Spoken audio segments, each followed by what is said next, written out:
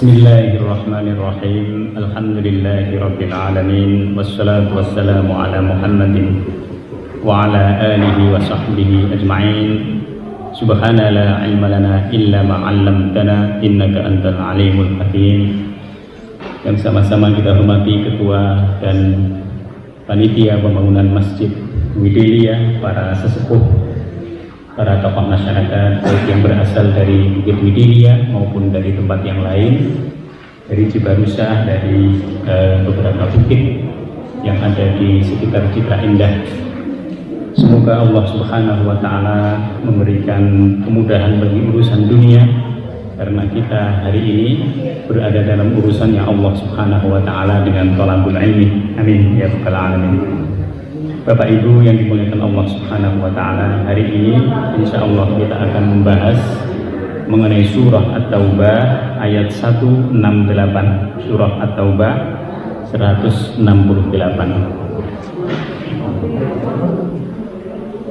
Oh iya, maaf, Al-Baqarah maksudnya Al-Baqarah, yang dibuka Al-Baqarah nyampainya di At-Taubah. Mohon maaf. Al-Baqarah 168.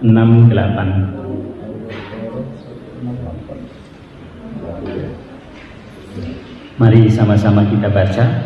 Semoga bacaan ini memberikan pemahaman dan pengamalan yang baik bagi kita semua dan memberkahi kita semua. Amin ya rabbal alamin. A'udzu billahi minasy syaithanir rajim. Bismillahirrahmanirrahim.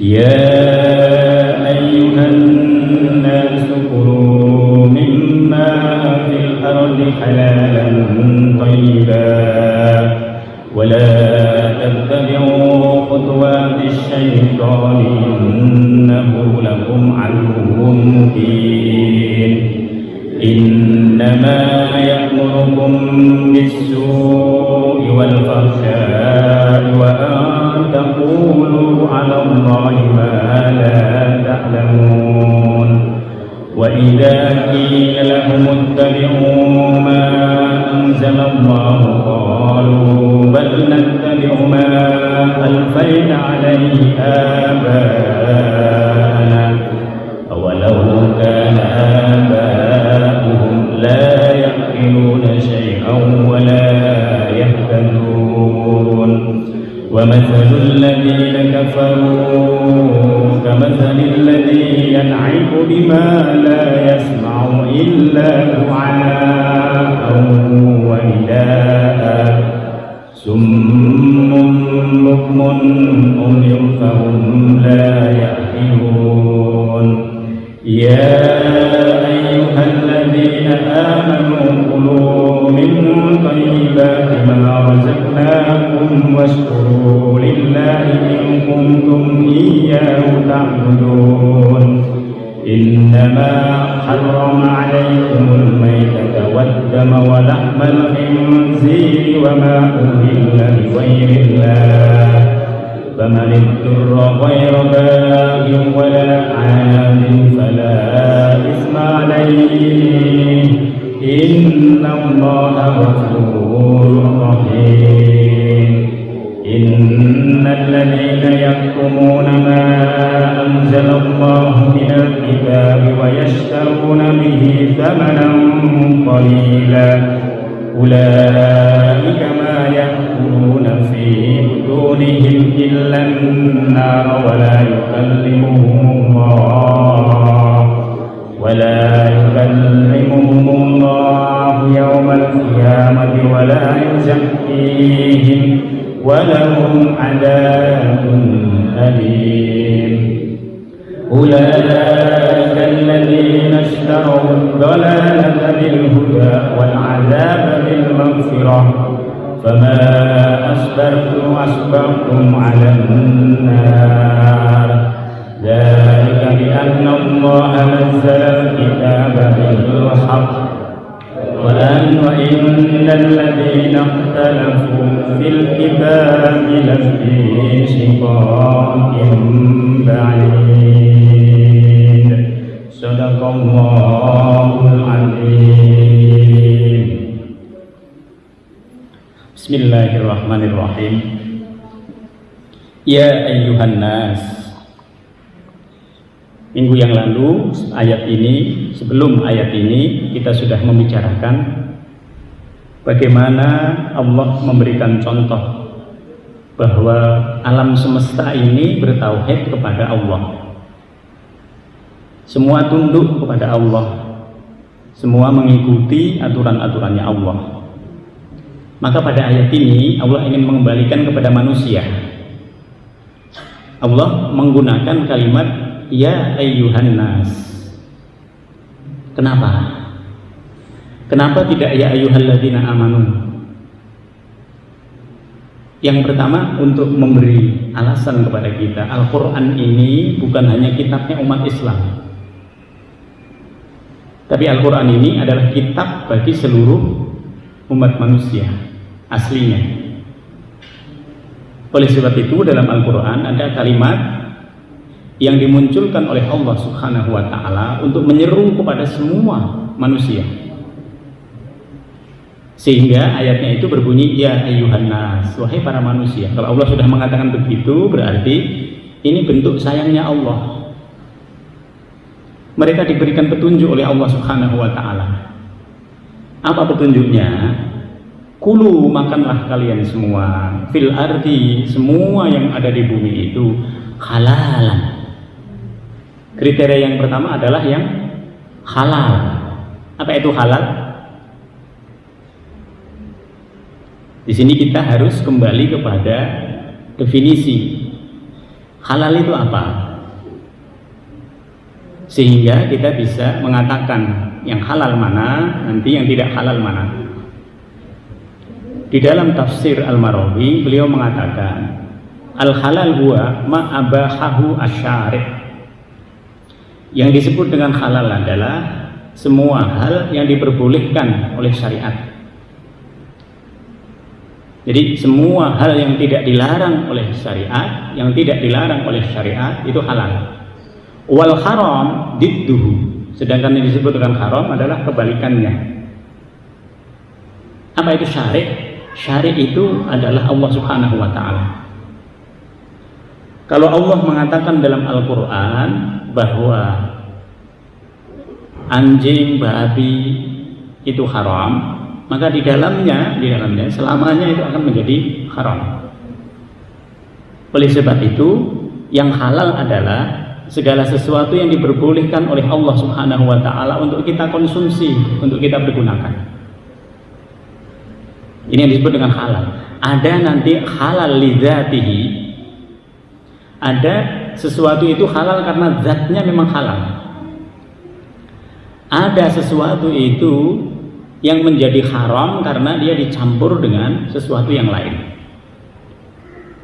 Jadi dia haram li ghairihi, aslinya zatnya halal, tetapi dia menjadi haram karena dicampur dengan sesuatu yang haram.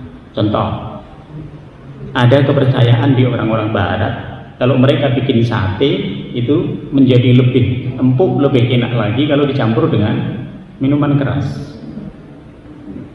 Ini kan harus dibuktikan secara ilmiah, harus dibuktikan di lab.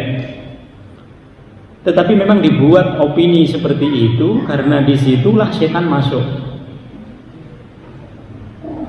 Ini yang disebut dengan haram li ghairihi. Dia aslinya halal, aslinya daging yang halal, tetapi menjadi haram karena dicampur dengan sesuatu yang haram.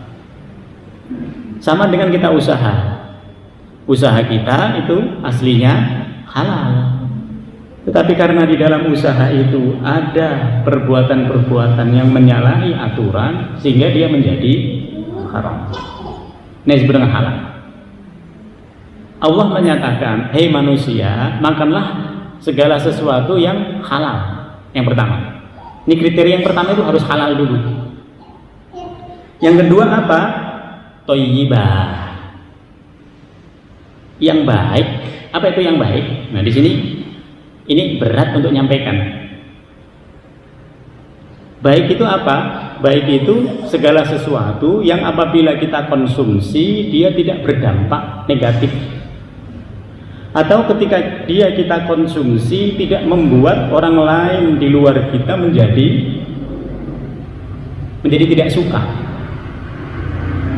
Saya ingin memberikan contoh yang dekat sama kita. Contoh yang dekat itu adalah rokok. Rokok disebut halal apa enggak? Bagi perokok halal banget. Nah gitu. Thayyibah apa tidak? Secara umum tidak. Bapak bawa kemana-mana tidak.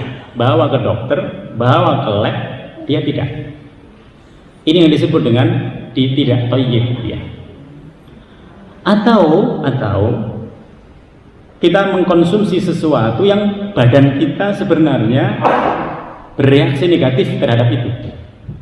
Contoh, kita punya penyakit diabetes, tapi kita mengkonsumsi gula habis-habisan, segala sesuatu yang di dalamnya mengandung gula habis-habisan, menjadi tidak thayyib. Maka yang digunakan oleh Allah di sini bukan hanya halal, tapi juga thayyibah. Ketahuilah badan kita, karena yang bisa mengetahui badan kita ini aslinya adalah kita sendiri, bukan orang lain. Dokter itu berikutnya. Tapi sebenarnya setiap orang itu bisa merasakan badannya dia. Oh, saya udah mulai ini, perutnya udah lebih maju, berarti harus dikurangi, harus banyak puasa. Nah di situ. Oh, saya udah gampang ini kesana kesini, udah gampang, mudah capek, berarti harus dilakukan hal-hal yang positif di situ. Jadi Allah Subhanahu wa Ta'ala menyuruh kepada manusia yang ini manfaatnya umum, siapa saja kalau dia mengkonsumsi yang halal dan yang thayyib tidak ada masalah. Tapi kalau yang dikonsumsi itu halal tapi tidak thayyib, apa akibatnya? Ada efek. Bisa jadi efeknya bukan sekarang, tapi efeknya itu akan datang pada saatnya. Nah di situ. Ini yang disebut halalan thayyibah. Termasuk yang tidak thayyib tadi, maka di Indonesia kan terkenal Bang Thayyib. Supaya memang betul-betul baik dia, baik di luar, baik di dalam, gitu.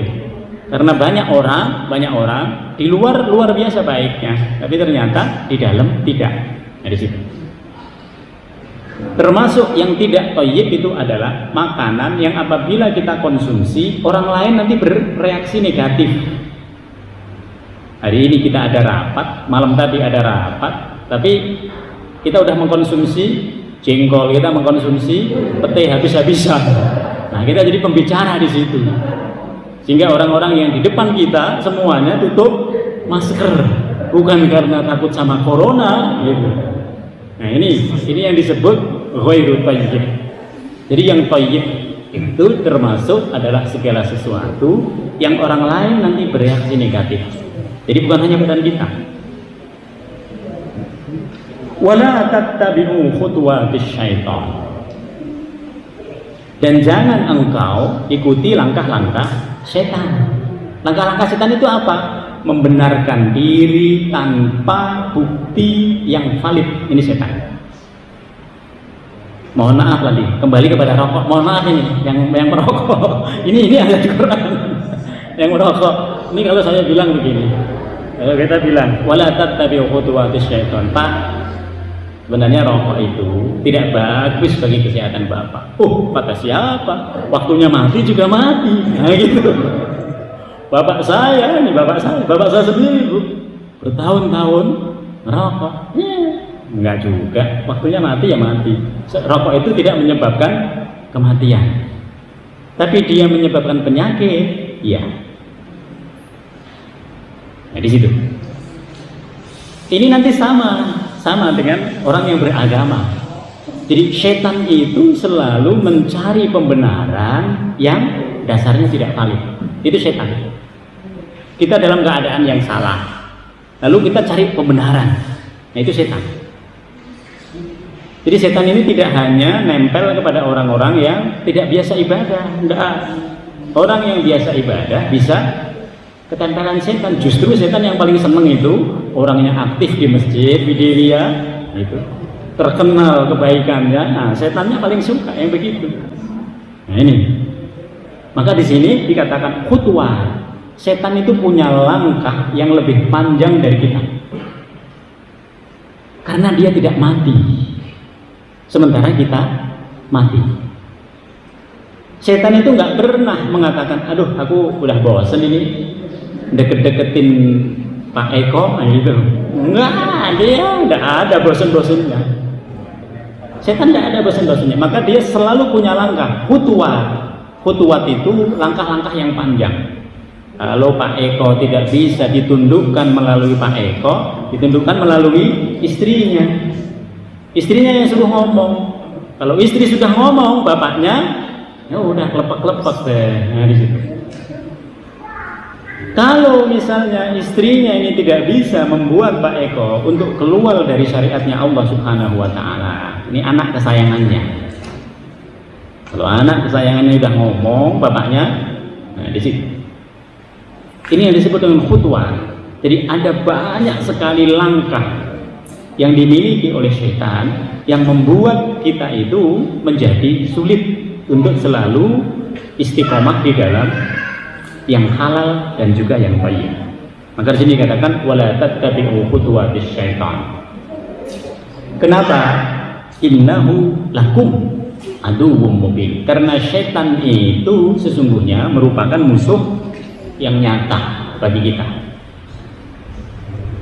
Kenapa setan menjadi musuh yang nyata? Karena dialah yang mengatakan kepada Allah Subhanahu wa Ta'ala, ya Allah, kasih saya kesempatan. Kesempatan apa? Kesempatan untuk hidup selama-lamanya di dunia tanpa mati. Kecuali kalau setan dalam bentuk jin itu nanti menyerupai manusia, lalu misalnya berhasil kita bunuh, mati dia. Hanya sebab itu dia bisa mati. Tapi kalau dia tidak mau menampakkan dirinya, dia hanya menggoda kita melalui aliran darah kita, dia menggoda kita melalui hati kita, dia nggak akan pernah mati. Oleh sebab itu, semua alasan yang tidak didasarkan pada dasar-dasar yang valid berdasarkan laboratorium, maka cenderung di situ terdapat alasan-alasan yang dimunculkan oleh setan. Maka pada ayat selanjutnya Allah Subhanahu wa Ta'ala langsung menyatakan, innama ya'murukum bisu'. Sesungguhnya setan itu selalu innama, ini dalam bahasa Arab disebut hasad. Tidak ada setan itu menyuruh kepada kita kebaikan, tidak ada. Kalau dia mengomong kebaikan itu sebenarnya hanya satu batu pijakan supaya kita jatuh kepada keburukan. Selalu. Jadi setan itu tidak ada baik-baiknya. Orang Sunda mengatakan nggak ada baik-baiknya acan. Tidak ada sama sekali. Maka di sini dikatakan menggunakan kalimat innama. Nah, acan itu yang inam. Innama ya'murukum bisu. Dia itu selalu menyuruh kepada engkau untuk berbuat keburukan. Apa itu keburukan? Kebalikannya dari halal tadi. Sesuatu yang bertentangan dengan syariat itu adalah keburukan. Sesuatu yang tidak mendasar dari Al-Quran sama As-Sunnah itu adalah keburukan. Maka di sini dikatakan innama ya'murukum bisu. Yang kedua wal fahsya. Dan juga setan itu selalu menyuruh kita untuk berbuat keji. Apa itu berbuat keji? Apa yang disebut dengan kekejian? Kekejian itu adalah perbuatan yang apabila kita lakukan menjatuhkan martabat kita. Contoh, berzina. Orang itu baik dilihat oleh orang umum, tapi begitu ketahuan bahwa dia pernah zina, habis martabatnya. Di sini mencuri termasuk fahsya.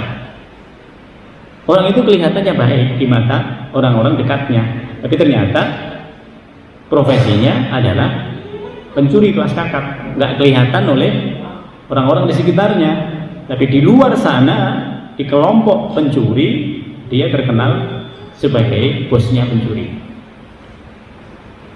Ini disebut dengan al-fahsya. Wa antaqulu 'alallahi ma la ta'lamun. Dan mengatakan apa yang tidak kamu ketahui tentang Allah. Jadi dia kalau ngomong itu tidak punya dasar. Pokoknya apa yang menjadi opini umum itu langsung dijadikan sebagai alasan. Apa yang memperkuat langkah-langkah dia, apa yang memperkuat yang dia lakukan, itu semuanya itu menjadi alasan. Ini setan. Kalau dibuktikan secara lab tadi, dia kalah. Kalau dibuktikan secara survei di masyarakat, dia kalah. Tapi dia tetap ada di situ. Ini perintah Allah Subhanahu wa taala kepada kita semua. Karena kalau itu kita langgar, ada efek-efek negatif yang akan terjadi pada kita. Bukan hanya itu, nanti ada dampak-dampak yang juga negatif kepada kita semua.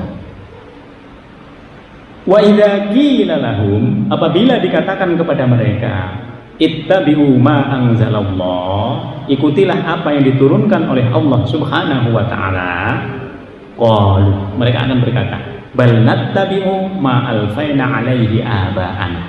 Tidak, kami mengikuti apa yang telah dilakukan oleh nenek moyang kami. Jadi inilah yang dijadikan alasan bagi orang-orang yang mengikuti langkah-langkah setan. Oh, dari dulu bapak saya juga udah begitu. Nanti dalam agama juga begitu. Dalam agama, ketika orang itu tidak menyembah Allah, maka dia berada di luar dzimmatillah, di luar tanggung jawabnya Allah Subhanahu wa taala. Ketika orang-orang yang berada di luar tangannya Allah Subhanahu wa taala tadi, karena dia tidak senantiasa berada dalam rahimnya Allah Subhanahu wa taala. Ketika mereka kita katakan kepada mereka, Bapak itu salah. Bapak itu berada pada jalan yang salah. Dia akan mengatakan apa? Enggak. Agama itu semuanya benar. Anda beragama, kita beragama. Di situ. Anda punya dasar, kita punya dasar. Anda punya kitab, kita juga punya kitab. Jadi setan itu sudah menyerupai semua yang ada dalam agama Islam itu pada tingkat yang sangat canggih. Maka membuat sesuatu sebagai imitasi itu termasuk bagian dari yang sering dilakukan oleh setan. Orang beragama, dia beribadah, dia juga punya ibadah. Kalau dikatakan bahwa ibadah itu semuanya sudah dinasakh dengan apa yang ada di dalam Al-Quran dan juga As-Sunnah, mereka akan mengatakan enggak, kami punya kok genealoginya, kami punya ilmu yang kalau bisa diruntut, agama itu juga berasal dari Tuhan yang sama. Nah, seperti itu.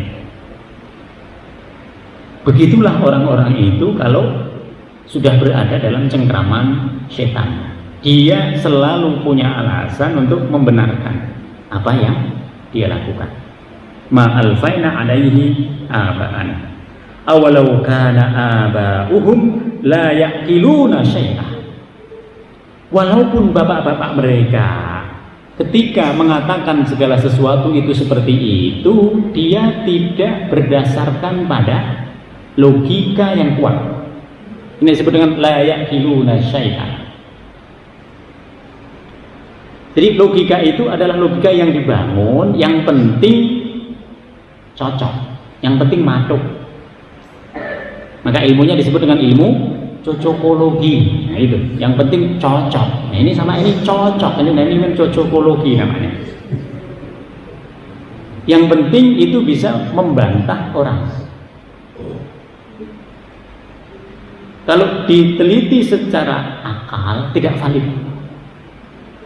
Diteliti secara ilmu mantik tidak valid. Ini yang disebut la yaqiluna syai'an wa la yahtadun. Mereka juga tidak mendasar kepada kitab yang berasal dari Allah, yang itu nanti menjadi petunjuk bagi manusia. Ini disebut dengan la yahtadun. Mereka memang punya kitab, tapi kitabnya itu sudah dinasah, sudah tidak berfungsi lagi. Karena kitab-kitab sebelum datang Rasulullah SAW semuanya nanti tidak lagi berfungsi. Harus mereka mengakui Rasulullah SAW sebagai nabinya. Karena rangkaian dari seluruh Rasul itu berhenti kepada Rasulullah SAW. Maka kita diajarkan di dalam Al-Quran ini untuk tidak membeda-bedakan Rasul terdahulu.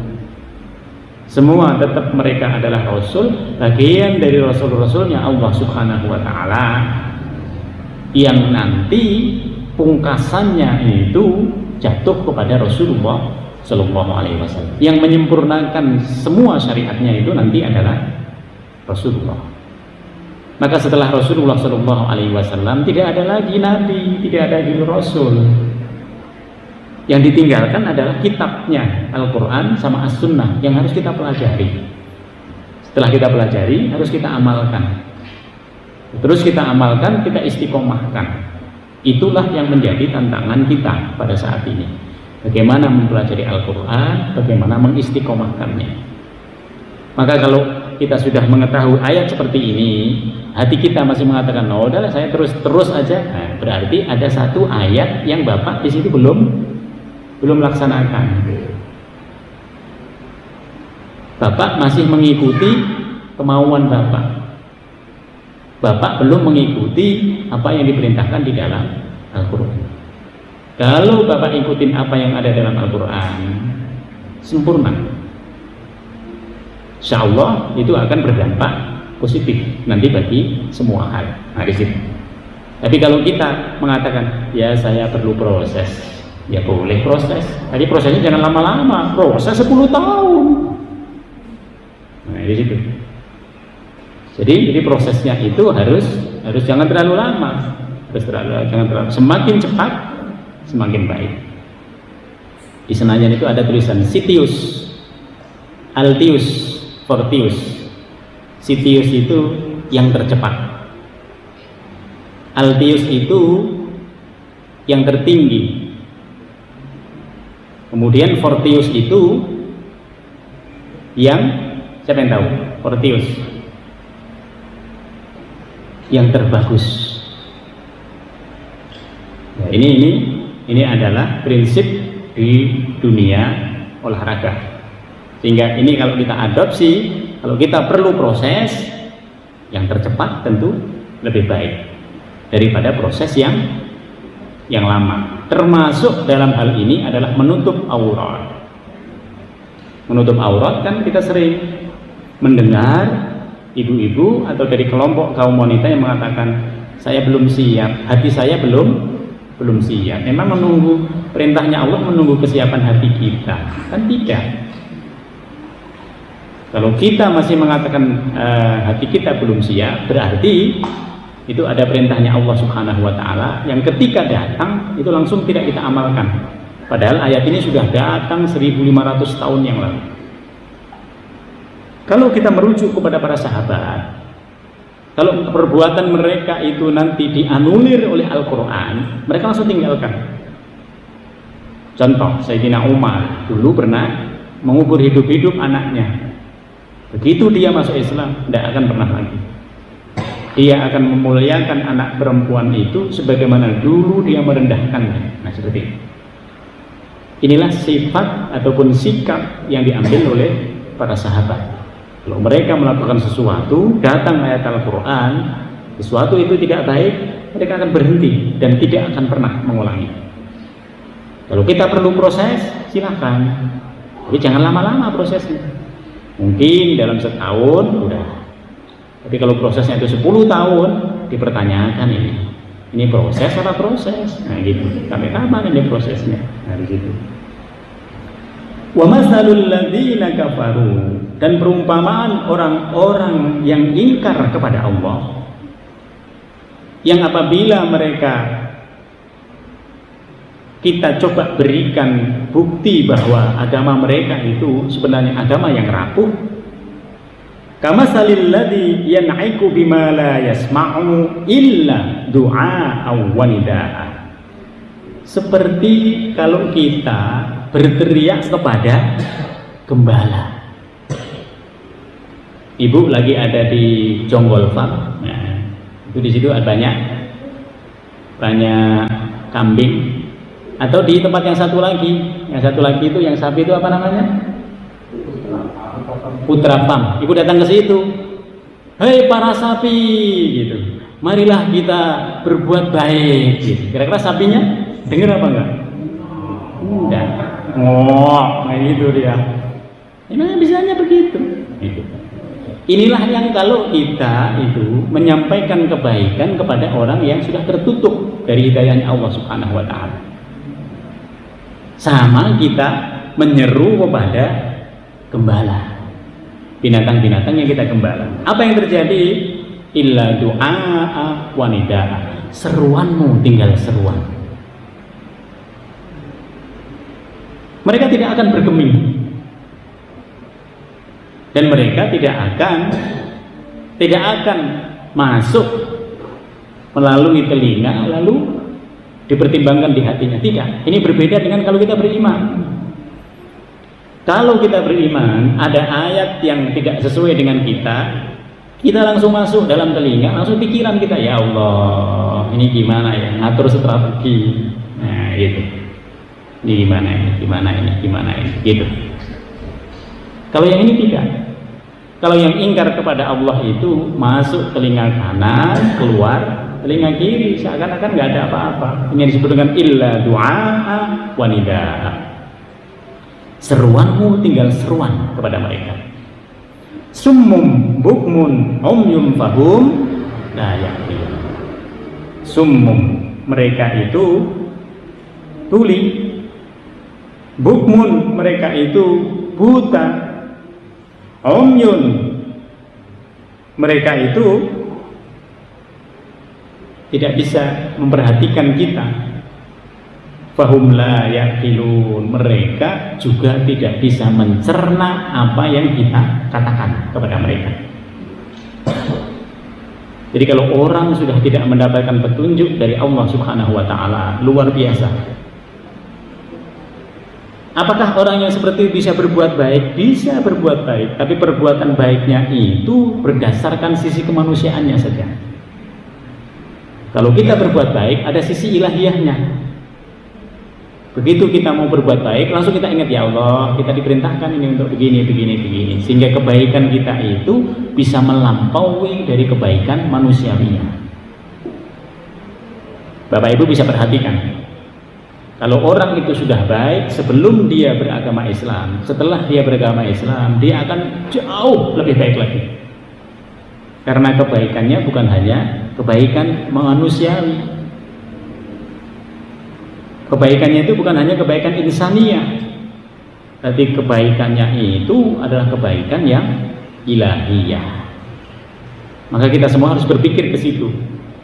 Selama ini kebaikan-kebaikan saya masih terukur sebagai manusia apa tidak? Kalau masih terukur, berarti ilahiyahnya belum muncul. Ilahiyahnya belum muncul. Kebaikan ilahiyah itu adalah kebaikan yang kita lakukan di luar batas-batas kemanusiaan. Contoh, orang itu menyakiti kita tidak membalasnya, itu ilahiyah. Kita berinfak melampaui dari yang kita ukur. Selama ini kita masih ngukur. Nah ini masjid ini masih terukur. Bagaimana kalau kita semua tidak ngukur dari situ? Nah, tentu yang tidak ngukur itu bisa terjadi kalau kita sudah tidak punya tanggung jawab, terutama kaitannya dengan anak. Nah, kalau anak sudah tidak ada, maka kita bisa infak sebanyak-banyaknya karena kita tinggal berdua, suami dan istri. Tapi kalau masih punya kebutuhan yang lain-lain, itu termasuk di situ masih masih terukur. Tapi ada orang yang dia itu sudah tidak terukur. Sudah tidak terukur itu dia mampu melepas yang dicintainya semata-mata karena Allah. Di situ disebut dengan tidak terukur. Disitulah sisi ilahiyahnya itu muncul. Ya ayyuhalladzina amanu, wahai orang-orang yang beriman. Tadi ya ayyuhan nas. Kemanfaatan yang pertama tadi adalah kemanfaatan yang umum bagi semua manusia. Oleh karena itu, kalau Bapak Ibu perhatikan sekarang, ayat ini sudah berfungsi sekarang. Mana fungsinya? Di negara-negara barat, kalau Bapak Ibu datang ke sana, nanti ada makanan halal. Ini khusus makanan halal. Kalau Bapak Ibu ke Korea, itu Anda nanti Muslim market. Kalau Bapak Ibu datang ke Cina juga ada yang seperti itu, yang dikhususkan ini halal. Pokoknya kalau Anda sudah di area ini, Anda berada di area halal, nggak ada lagi yang haram. Karena mereka mengetahui halal itu sebagai produk yang sekarang laku untuk diperjualbelikan. Itu halal lidzatihi. Nanti ada orang yang non Muslim, tapi dia nulis semua yang ada di saya adalah halal. Kalau dia mengatakan begitu, berarti selain zatnya, maka semua proses yang ada di situ juga harus halal. Nah, di situ. Maka pada ayat ini, ya ayyuhalladzina amanu, wahai orang-orang yang beriman, kulu, makanlah, min thayyibati ma razaqnakum. Ayat ini berbeda dengan yang pertama. Apa perbedaannya? Yang pertama tadi Allah mengatakan ya ayyuhan nas, wahai para manusia. Lalu ada dua kriteria. Bagi mereka ada kriteria halal dan thayyib. Bagi orang yang beriman, halal dan thayyib itu menjadi satu kesatuan yang tidak bisa dipisahkan. Jadi semua yang kita konsumsi, semua hal yang kita lakukan harus mengandung satu kesatuan dari halalan thayyibah. Maka di sini dikatakan kulu min thayyibati ma razaqnakum. Makanlah dari hal-hal yang baik, yang halal yang diberikan oleh Allah Subhanahu wa taala kepada kita. Jadi ayat ini berbeda dengan ayat di atas. Kalau yang di atas tadi, seakan-akan saya ingin menyatakan begini. Kalau orang itu tidak beriman, ia makan makanan yang halal, tetapi masih dia makanan halal itu masih mengandung sesuatu yang tidak baik bagi dirinya, masih mungkin. Tapi bagi orang yang beriman harusnya tidak. Oleh sebab itu pada ayat ini min thayyibati ma razaqnakum, kalimat halalan thayyibah tadi dijadikan satu. Orang mukmin harusnya halal dan thayyibnya itu sudah langsung. Dia selalu mengkonsumsi apa-apa dengan halalan thayyibah. Maka di sini dikatakan min thayyibati ma razaqnakum. Kenapa? Karena kalau dia mengkonsumsi yang halal dan thayyib itu secara langsung, tidak akan berpengaruh pada dirinya. Tidak akan memiliki dampak-dampak negatif. Maka kalau kita punya penyakit asam urat dan lain sebagainya, harus tahu diri. Kalau di Masjid Widilia ada sayur asem, jangan ngambil sampai 5 mangkok, dihabisin sendiri. Nah di situ.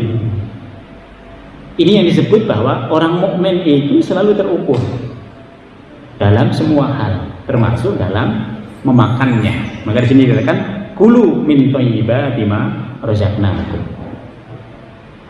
Setelah itu Allah menyatakan setiap orang mukmin itu sudah otomatis dia setelah melakukan apa-apa dia bersyukur, waskuru lillah. Jadi otomatis dia bersyukur. Ini berbeda dengan yang tidak mukmin.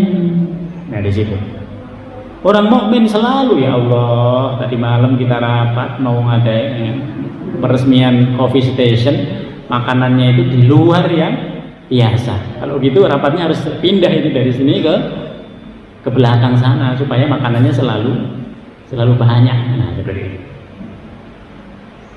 Maka di sini washkurulah, bersyukurlah kepada Allah. Termasuk kita mengembalikan terima kasih kita kepada orang yang memberi, itu adalah bersyukur. Terima kasih kita sampaikan, itu bersyukur.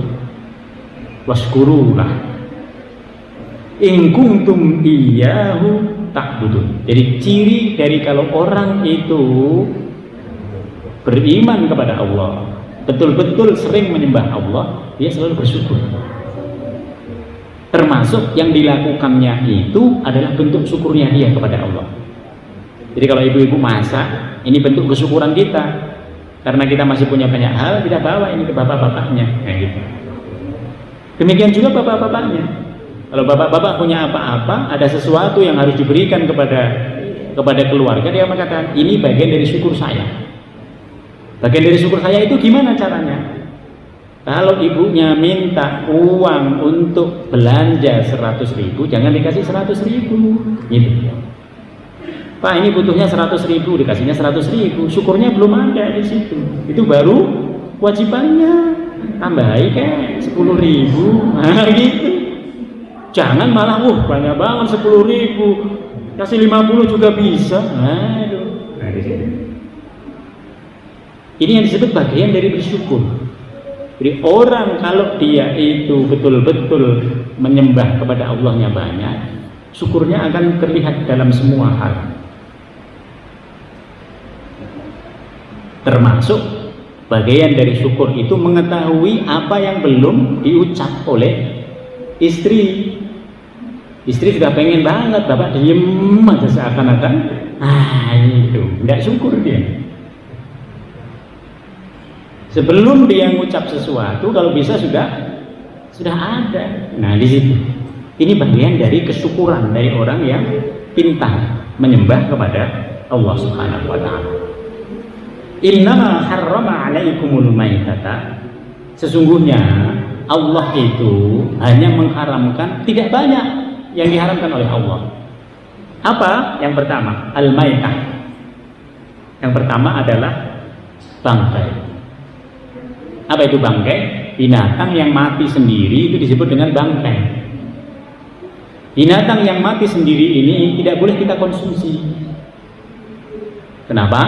Karena darah yang di dalamnya itu mengandung penyakit belum keluar. Dia tidak disembelih.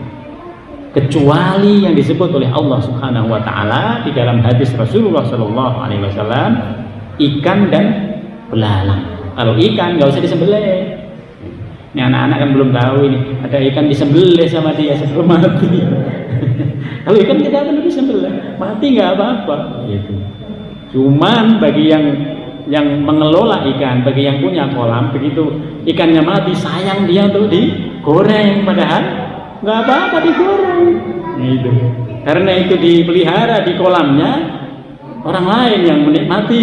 Begitu dia mati, orang lain yang goreng. Nah, di sini ini salah kaprah. Harusnya nggak apa-apa. Di situ. Yang kedua, waddamah, darah. Bapak Ibu bisa tahu darah. Dulu tahun ketika kita masih kecil, tahun 60 70, Bapak Ibu di situ, itu kan ada orang jual darah yang digoreng. Kan ada. Namanya godir gitu. Godir karena saking empuknya digoreng dia. Darah itu mengandung berbagai penyakit, karena disitulah sumber dari makanan itu dibawa oleh tubuh kita. Maka tidak diperkenankan untuk mengkonsumsi darah. Walahmal khinzir, dan juga daging babi. Jadi Bapak Ibu benarkan seperti apapun, di dalamnya akan banyak mafsadatnya dibanding maslahahnya. Bapak Ibu bawa ke lab manapun, dia akan mengandung hal-hal yang negatif bagi manusia. Kenapa? Karena Allah yang lebih tahu daripada kita. Wa ma uhilla li ghairillahi bihi. Dan segala sesuatu yang disembelih tanpa menyebut nama Allah. Ada penelitian di Jepang yang dalam penelitian itu disebutkan binatang yang disembelih dengan mengucap Bismillahi Allahu Akbar ternyata jauh lebih bersih daripada binatang yang disembelih tidak menggunakan Allahu Akbar.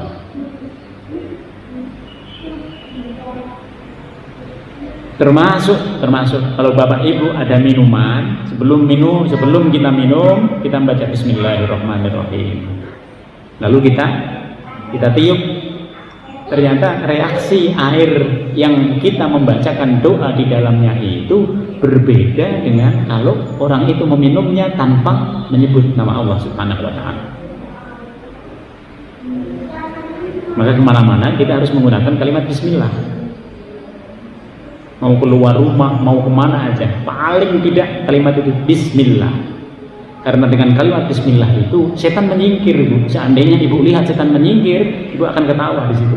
Pada nyingkir semua gara-gara hanya satu kalimat Bismillah. Sama dengan kalau ibu-ibu masuk kamar mandi lupa nyebut Bismillah, setan tepuk tangan luas karena dia bisa melihat kita bertelanjang. Tapi begitu kita sebelum masuk itu mengatakan Bismillah atau lengkap Bismillah a'udzubika minal khubusi wal khaba'is, tertutup itu. Setan nggak bisa melihat jasad kita ketika kita mengatakan kalimat Bismillah. Hebat sekali itu kalimat Bismillah. Seandainya kita bisa mengetahui di luar mata kita, maka akan semakin banyak kesyukuran kita kepada Allah Subhanahu wa Ta'ala. Tidak akan pernah berhenti kita bersyukur. Oleh sebab itu berzikirlah, karena zikir kita adalah syukur kita kepada Allah Subhanahu wa Ta'ala.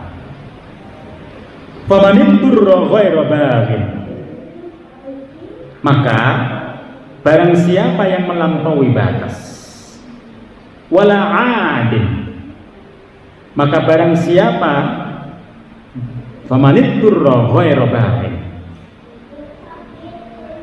barang siapa yang terpaksa, wala adin, dan dia tidak menginginkannya, fala isma alaihi, maka tidak ada dosa baginya. Jadi kalau ada orang yang dipaksa untuk makan makanan yang haram, itu tidak ada dosa baginya. Kan ada orang-orang yang memaksa, dia tahu orang Islam tidak diperkenankan makan yang haram termasuk babi, tapi dia dipaksa. Atau kita tidak tahu, ibu lagi jalan ke Solo gitu, atau ke tempat yang lain yang di situ ada peternakan babi, kita lagi makan itu sate, enak banget katanya. Begitu sudah selesai semua, baru ketahuan, oh ternyata itu adalah sate babi. Nah, di sini. Kalau kita tidak tahu, sudah masuk dalam perut kita, fala isma alaihi, tidak apa-apa.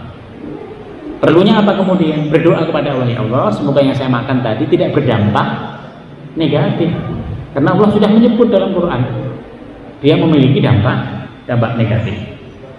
Innallaha ghafurun rahim, sesungguhnya Allah Subhanahu wa Ta'ala Maha Pengampun dan juga Maha Penyayang. Maksudnya apa? Maksudnya adalah bahwa kalau sudah tahu seperti itu, kita memang harus lebih hati-hati. Kita harus lebih hati-hati. Tidak boleh sembarangan, karena begitu dia masuk ke dalam tubuh kita, dia akan bereaksi. Dia akan bereaksi. Bapak Ibu nggak kelihatan. Vaksin yang cuman berapa mili itu berpengaruh dalam diri kita. Termasuk semua hal yang kita konsumsi itu sebenarnya berpengaruh. Cuman karena sudah biasa, jadi nggak kerasa ngaruhnya gitu.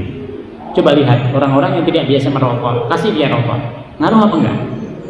Ngaruh banget. Tapi coba orang yang sudah biasa merokok, kasih satu bungkus, habis, ngaruh apa enggak? Nggak ngaruh dia. Nah di situ. Innal ladzina yaktumuna ma anzalallah, sesungguhnya orang-orang yang menyembunyikan apa-apa yang diturunkan oleh Allah minal kitab, yaitu yang bertentangan dengan Al-Quran,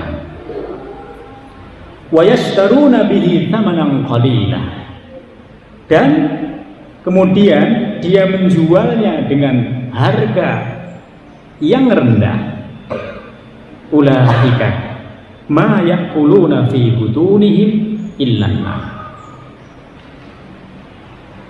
Orang-orang yang mereka menyembunyikan apa yang ada di dalam kitabnya Allah. Siapa yang dimaksud ini? Ini adalah orang-orang Yahudi, orang-orang Nasrani. Mereka menyembunyikan apa yang ada di dalam kitabnya Allah. Dulu ketika Nabi berada di Madinah, orang-orang Yahudi menyembunyikan hukum rajam. Padahal hukum rajam itu ada di dalam Taurat. Kalau tidak itu, wayashtaruna bihi thamanan qalila, atau mereka membuat-buat yang baru seakan-akan itu berasal dari Alkitab. Lalu mereka sebarkan kepada orang-orang. Tujuannya apa? Tujuannya agar dia dianggap sebagai orang yang alim. Dia yang paling tahu tentang Alkitab kepada orang-orang yang umum. Orang-orang yang seperti ini, yang mereka makan itu illan nar, adalah bara api neraka. Di dunia belum kelihatan, Bapak Ibu.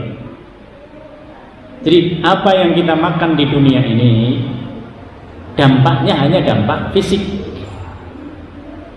Tapi nanti sesungguhnya di akhirat itu ada dampak yang tidak kelihatan oleh kita semua. Sehingga semua perbuatan yang menyalahi perintahnya Allah Subhanahu wa taala sebenarnya membahayakan kita. Bukan di dunia, tapi di akhirat. Wala yukallimuhumullah yaumal qiyamah. Nanti kalau dia sudah dibangkitkan oleh Allah Subhanahu wa taala, orang yang seperti ini tidak digubris oleh Allah. Surga itu miliknya Allah, Bapak Ibu. Kalau kita menjadi orang yang beriman dan kemudian beramal soleh, menetapkan diri kita untuk senantiasa berlomba-lomba dalam kebajikan, begitu nanti kita berada di alam yang disebut dengan alam yaumul qiyamah, Allah menyambut kita dengan terhormat. Sebelum kita masuk surga ditunjukkan oleh Allah Subhanahu wa taala, nanti engkau akan masuk dalam surga itu begini gambarannya. Sementara orang-orang yang menyembunyikan ayat-ayatnya Allah, yang merubah apa yang ada di dalamnya, tidak digubris, didiemin oleh Allah Subhanahu wa taala. Coba, sedih dia. Maka di sini dikatakan wala yukallimuhumullah yaumal qiyamah wala yuzakkihim, dan Alkitab yang tadi mereka rubah itu tidak akan berfungsi untuk menyucikan jiwa mereka. Bapak Ibu bisa lihat, kalau yang mengatakan itu adalah ulama-ulama yang berasal dari agama Islam, lalu kita memperhatikan itu kalimat-kalimat yang diucapkannya itu bisa ngeresep di hati kita.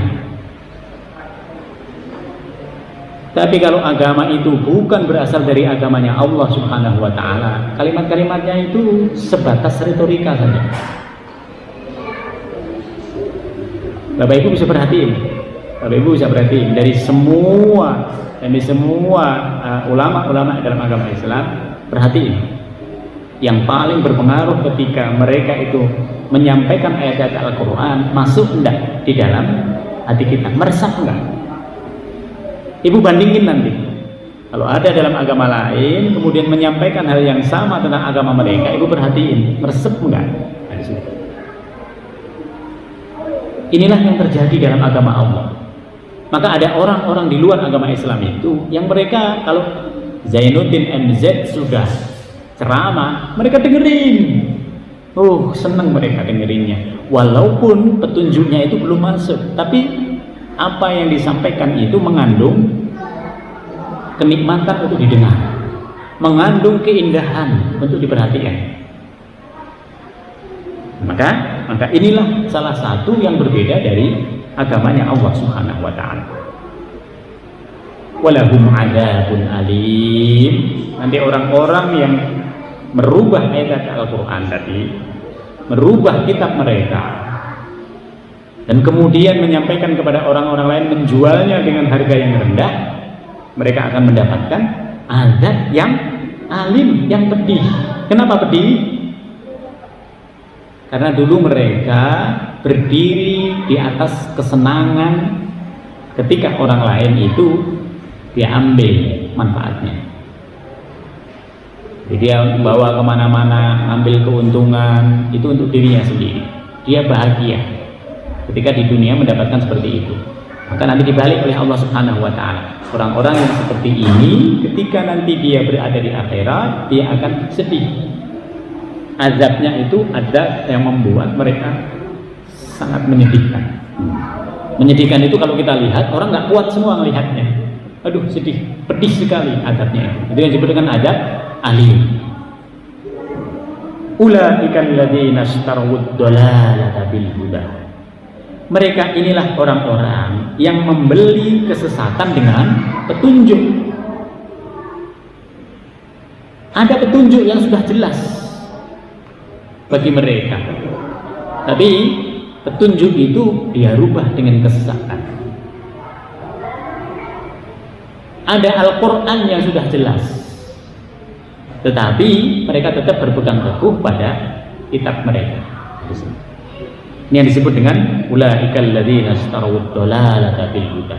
Ada petunjuk yang aslinya berasal dari Allah, tapi mereka nggak mau ngikutin petunjuk itu. Ada kebenaran dalam agama Islam yang mereka akui, tapi mereka nggak mau ngikutinnya. Mereka ngikutin kemauan diri mereka sendiri. Wal adzab bil maghfirah. Orang inilah yang juga membeli azabnya Allah Subhanahu wa Ta'ala dengan ampunan. Aslinya kalau dia berislam, kalau dia beramal soleh, setiap hari diampuni oleh Allah. Kita datang ke sini diampuni oleh Allah, dinaikkan derajatnya. Kita melaksanakan sholat sunnah, kita diampuni oleh Allah, dinaikkan derajat kita. Kita melaksanakan sholat duha, seperti itu. Semua yang kita lakukan, bahkan kita kumpul-kumpul dalam rangka untuk memakmurkan masjid, diampuni oleh Allah, ditingkatkan derajat kita. Tadi orang Islam begini tidak. Dia setiap hari itu memproduksi sisaan Allah, azabnya Allah. Dia setiap hari mengumpulkan azab-azab yang akan dia terima nanti di neraka. Hari ini begini, besok begini lagi, terus begitu. Yang dikumpulkan bukan ampunan dari Allah Subhanahu wa Ta'ala, tapi yang dikumpulkan adalah azabnya.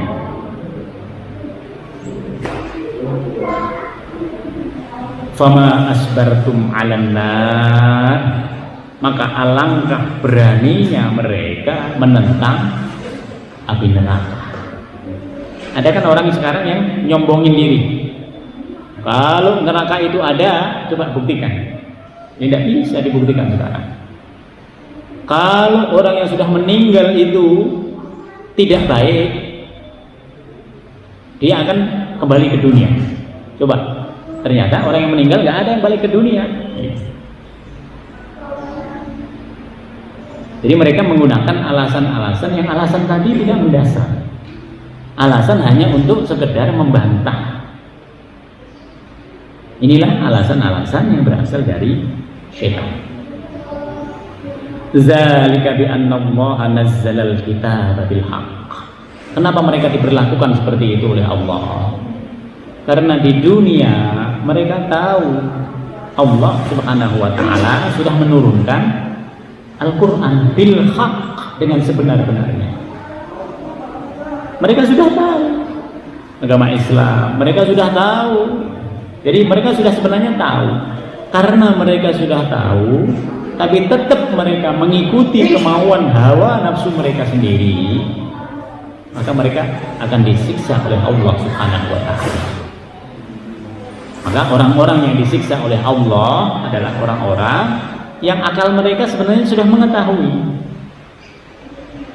kebenaran yang ada dalam agama Islam, tapi tidak mau melaksanakannya. Dzalika bi anna Allah nazzala al-kitaba bil haqq wa innal ladzina ikhtalafu fil kitab lafi shiqaqin ba'id. Dan sesungguhnya orang-orang yang berselisih paham fil kitab, tentang kebenaran yang ada di dalam Al-Quran, lafi shiqaqin ba'id, sungguh mereka berada dalam perpecahan yang jauh. Sekarang ini nyata. Apa nyatanya? Itu di negara-negara barat itu ada namanya orientalisme. Orang barat yang mereka melakukan studi tentang Islam. Mereka studi tentang Al-Quran, mungkin bisa lebih dalam dari kita. Mereka studi tentang hadis, mereka studi tentang sirah nabawiyah, mereka studi semuanya. Mereka lakukan studi itu. Tapi studi yang mereka lakukan itu sebatas untuk melihat apa itu agama Islam. Sehingga orang-orang yang seperti ini kepentingannya hanya kepentingan studi saja, kepentingannya hanya kepentingan penelitian saja. Orang-orang seperti inilah yang terus dikatakan oleh Allah akan saling berselisih. Karena dalam studi itu tidak akan ada habisnya. Hari ini menemukan begini, nanti fenomena lagi berubah lagi, agama Islam berubah lagi. Mereka terus mengadakan studi. Semakin banyak studi yang mereka lakukan, maka semakin banyak juga perselisihan yang kemudian muncul dari situ.